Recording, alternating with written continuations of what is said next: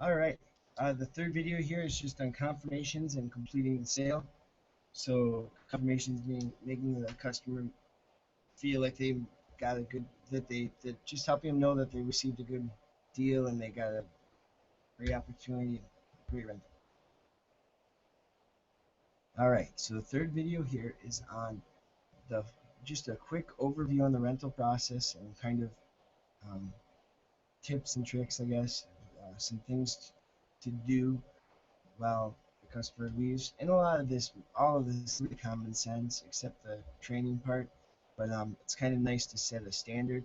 So this gives you another tool, um, seeing the way we do it down here, I guess. Uh, so initially, obviously, with a new rental, we greet the customer at the door.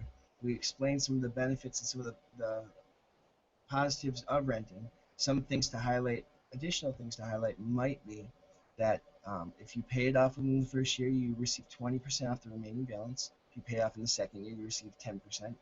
That's a great way to encourage payoff payoffs. Um, so that's a great feature. One of the other things, again, is all the rent applies towards the purchase of the instrument, and they can change at any time to any instrument of greater value. So those would be just a couple of, and then of course the fire protection plan or the maintenance, making sure that they're covered so that they're never without a horn before the concert or anything that's going on. Once you confirm that they're ready to rent, you collect the driver's license, credit card, all the basically anything that we need ahead of time before we actually process it. That way you're not halfway through and then asking them to get you stuff. Then you can process the driver's license right off the bat while you chat with them. Always try to find out more about the customer. It's all about the connection with the customer, trying to get them to relate to us. There's a lot of places they could go. They have other options other than our store, um, a lot of times. So we really want to connect with them so that way it's not them just doing a transaction with the store, it's them doing a transaction with you. Uh, that's so important. Reviewing Once that information is collected in the system, using hotkeys, we can process rentals quicker. We are able to process the rental, making sure to change it if it has the two things that typically come up are the information not showing up under the details window of the rental. We talked about that. The fix for that is making sure that the product is dropped all the way into the box at the bottom on page one before moving to page two.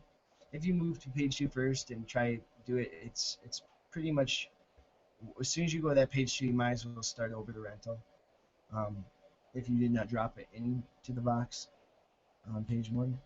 And again, this is talking about the very first window of the new contract process. So when you pull up the new contract where you enter the serial number. The other issue that happens often is that when someone wants to do a bank draft, to forget to change that under tab 4.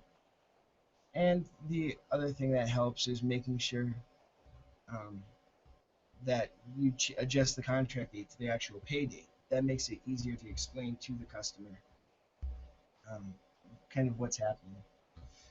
The one thing I didn't cover here, and I just want to briefly touch on, and it's another problem that does come up, is um, when you go to calculate payments and you make a mistake. Now you shouldn't have to, but this happens a lot of times when people don't get the first part entered incorrectly. They have to, manually put in the numbers.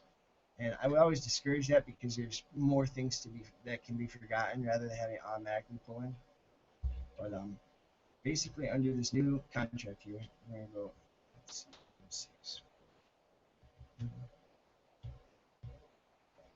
Um, let's see, 644.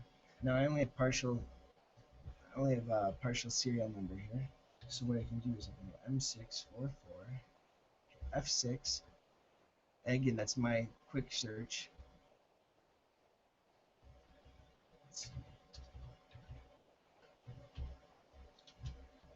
What the part I wanted to tell you about basically is this calculate field. Okay, so if you click calculate and it says that the payment stream is invalid, what you have to do is you have to zero out number of payments and zero out the final pay. The final pay. Um, Again, the hotkey was Alt A to pull those up. And if you do it the way I showed you, you never have an issue. It's when people go to manually plug them in. But if you do run into a calculate payment stream error, then you would zero out total number of payments, zero out with one final pay, and click calculate. Um, the other thing that doesn't happen is when it's manually done, it just creates it as a 1 month rental rather than a 2 month rental. So again, just another thing to kind of get to know. Um, all right, and then again, processing all of these rentals through the point of sale allows us to process do sales at the same time. Really hit on add-ons. If you have the add-ons at the front counter, it's easier to get them to purchase them rather than to say, oh, you like reads? Let me run over and grab them. If you have them there and you just assume that the customer is going to get these, that it doesn't make sense not to get them. More often than not, they will. So uh, when the rental is complete and you processed the rental, you have to make sure. What we do is, and I don't have a document to show you, but on the printout, I'll typically ask the customer, does this information look correct? And make sure that they sign off on the very top part of the field. You then explain to them, it is a rent-to-own contract. To renew the contract, we just make the monthly payment, and that is what actually renews the contract. And you can point out to them the balance. With the first year, you would receive a 20% discount, and on the contract, it does tell you what the dollar amount would be if they paid it off today, with the 20% discount. And then uh, with so once that part is all processed, and at the very bottom of the contract, the third set, you can explain what the actual payment would be each, uh, what the payment would be each month, or what the total amount. So again, let's say it's a Trumper rental, it would be $26 a month, plus $5 maintenance and insurance. I think in Michigan it's $1.32. There's a rate difference, so you have to make sure location is selected correctly. So their rental might be 32.32, or whatever the difference would be for Michigan, I guess, or something like that. Um, but that would be one of the things, one of the pitfalls that kind of pop up and I guess surprise us. So we would typically explain box one, make sure the information is correct.